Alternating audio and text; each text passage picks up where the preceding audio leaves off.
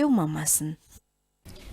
Nanatanteraka sy ny fifanaram-piaramiasa ny trano-piantohana ny avana sy ny positra malagasy ho fanamafisana orina ny fiaramiasan'izy ireo fa ihany koa fitsinjovana ny mpanjifa isitraka ny tolotra ao amin'ny positra malagasy araka izany ny mpanjifa ny trano-piantohana ny avana ary toraka izany ihany koa ny positra malagasy iforona avy amin'ity fiaramiasa ity ny antsona hoe micro assurance ho ny tale général ny avana.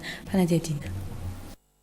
Fifanarahana samy mahazo tombony no ifanaovany positra malagasy sy ny trano-piantohana ny avana nanomboka omaly tamin'ny 2 martsa 2024 no nisy ny fifanarahana voalohany ary izao navaozina izao indray. Lafiny telo no mamaritra ny fifanarahana ho ny tele général ny trano-piantohana ny avana. Izao fifanarahana izao dia tonga amin'ny fitenenana hoe fifanarahana fiaramiasa gagnant-gagnant ho an'ny avana sy ho an'ny positra malagasy. Misy lafiny anankitelo ny fiaramiasa. Voalohany dia ny ametrahana ho agent général ny avana ny positra malagasy.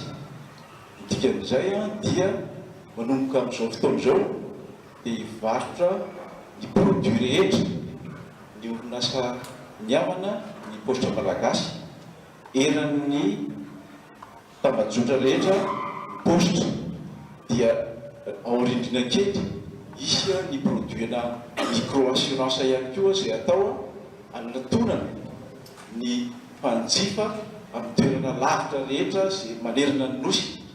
Ao anatin'izay ihany koa nefa ny positra malagasy dia manana tongotra vaovao tonona ny mpanjifany ary ao rindrina kely ny positra malagasy dia anana ny anjara toerany eo amin'ny fivarotana ny resaka produit d'assurance.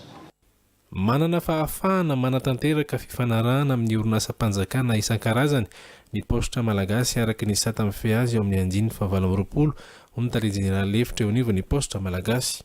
Notanterahana omaly ny fifanaovan-tsony mpiaramiasa teo amin'ny trano-piantohana ny avana sy ny positra malagasy.